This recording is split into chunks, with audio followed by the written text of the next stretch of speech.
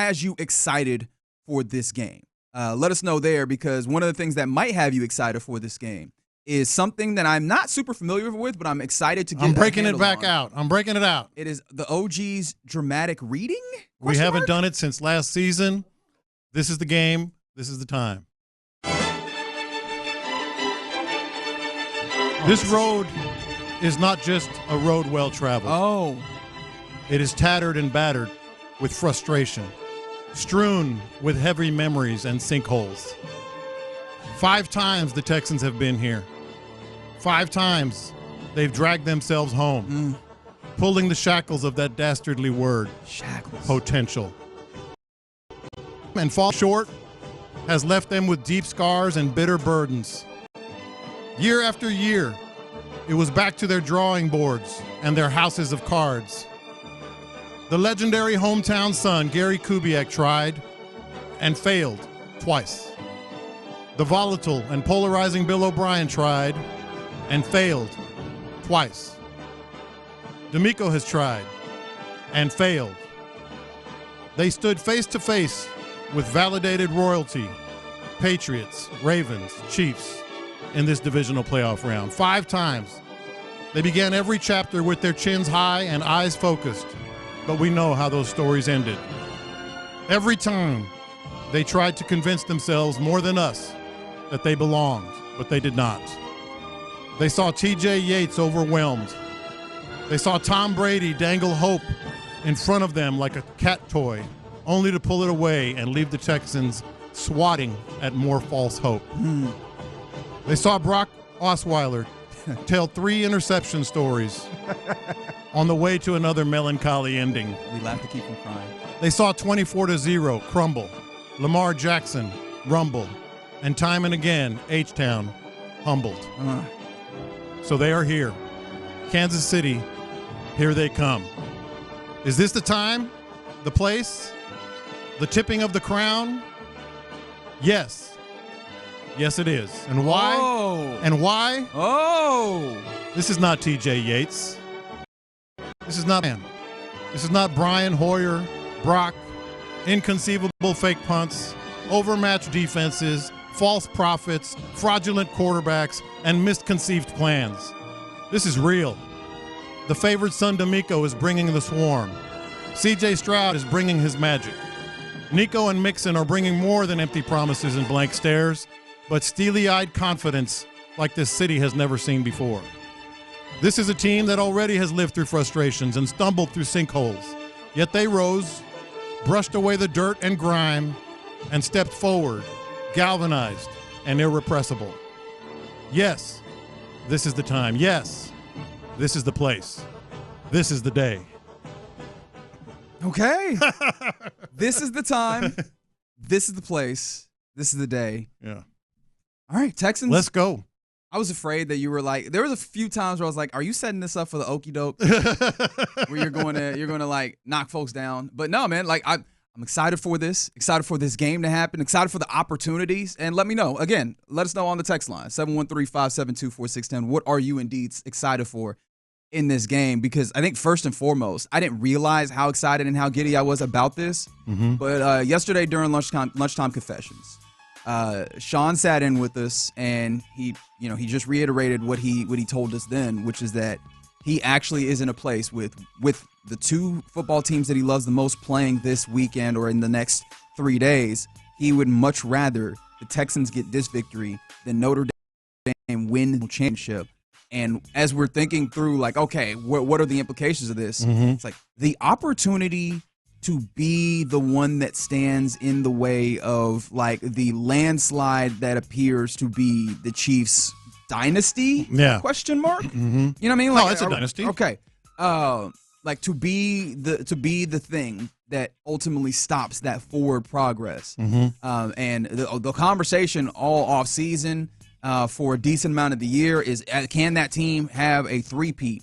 And for the Houston Texans, a team who has not to this point been able to get a win in this round, to get that win in this particular circumstance with these odds, that like just the notion of that excites me. Here's where I am in my excitement level, because you've heard me say a million times, I like playing the best and testing yourself or beating them.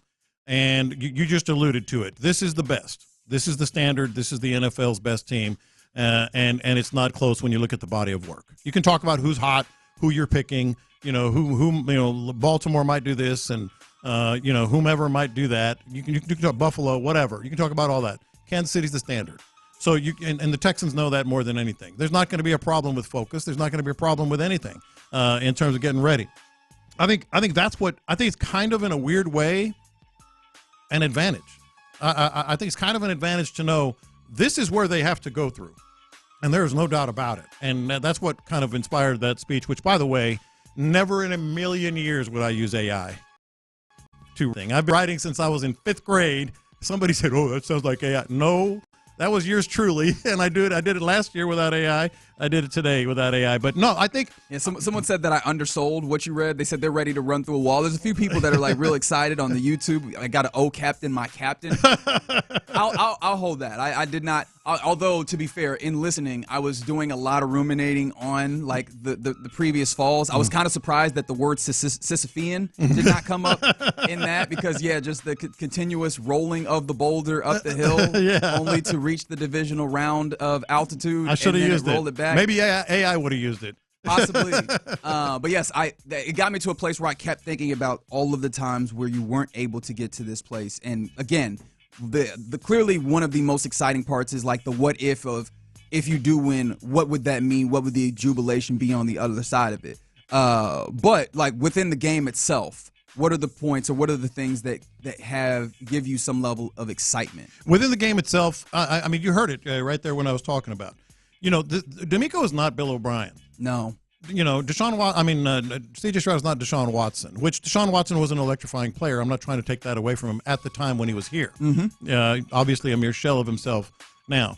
But it just seems more sincere and it seems a little bit more together. They've never had the combination. This is what really, I think, Texans fans with hope in this game should hang their hat on.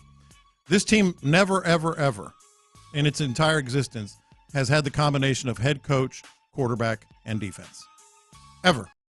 Right. Back to the Coop years, say what you will about Matt Schaub, and I respected him and liked him, but that wasn't C.J. Stroud. No, not by any means. Yeah. I mean, it's very much, right. Let's run this football and get things to work off of that. Right. 100%. Bill O'Brien years. You had Deshaun Watson. He could do some amazing things at the time. Bill O'Brien wasn't D'Amico Ryans. He didn't have that confidence. Players doubted him in that locker room or butted heads or whatever or didn't fall in line. You go back to the 2011 defense. Incredible defense. Very good defense. It wasn't this defense.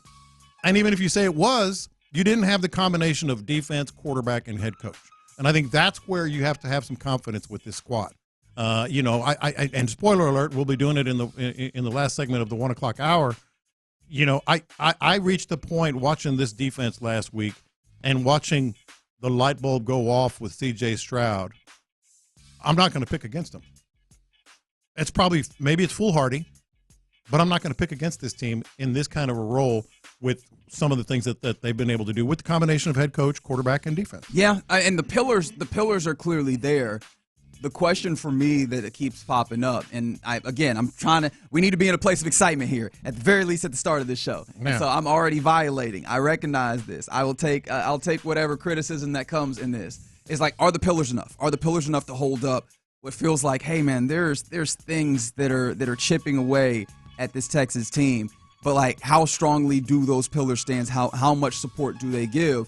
Because I mean, D'Amico Ryans has been incredible, and we've seen the ways. In fact, we've discussed the ways that he in these moments, and of course, like last year might not be the greatest indication of that because it's the very first foray into these spaces, right? And so, what does another year and another 17 games of football and experience and opportunity lend and add to that, right? What multiplier does that add? C.J. Stroud is finding a way to be closer to the version of himself that we expected compared to in the year. Like, how much of that shows up? Does that continue to trend upward, right? And then, of course, the defense just on the field is the part that I think is the most exciting for me. It's just I doubted them last week, right? I could say it pretty plainly that way. I did too. Not saying that I did not believe that there was a certain base level, but what was the high watermark? I doubted that they would be able to get to that. And there they were, taking a team that had not turned the football over hardly at all, and a quarterback in the same way that had not turned the football over.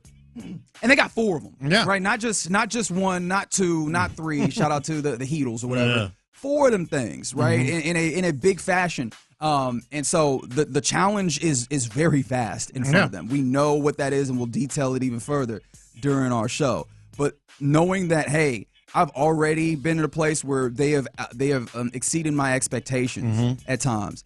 I'm looking forward to having that happen again, because it feels like in this instance, it wouldn't just be nice. It almost feels necessary. And ask yourself this, because those were some great squads. I'm not trying to take away from especially the 2011-12, Texans and all that, but those were squads you could easily argue there was a shred of doubt or maybe lacking of a bit of confidence going into these places. That was Tom Brady over there, man, in his prime, when they faced him. That was Bill O'Brien showing us that he was a little bit, not ready for the moment, saying, I didn't have a play on 4th and 1. That's doubt. That's skepticism.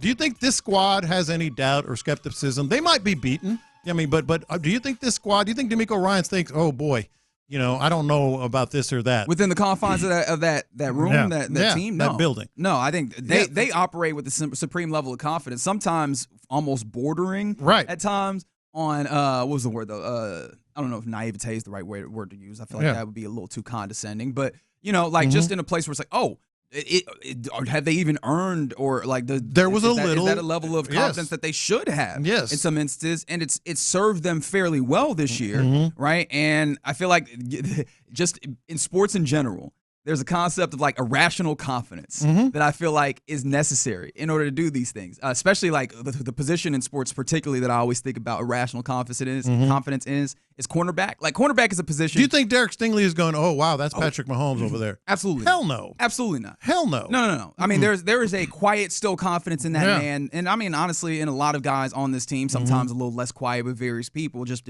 depending on their particular, outgoing natures or whatever. But no, man, like I think about the cornerback position where it is a situation where you are sailed. Yes. The league has geared all these rules towards offense. You are going backwards while the other players going forwards. They have an understanding of what the play is and what the future holds, at least in the plan. Like I am running the post. I know what's happening. As a defender, you're like, I am following this dude and trying to cover him. And yet you have to have just an irrational confidence going into that, saying, no, I'm the better person in the situation. I'm telling you. Stop. And it feels like the Texans operate in that same way. They do. And you can go down the line, go back, at these divisional games in the past.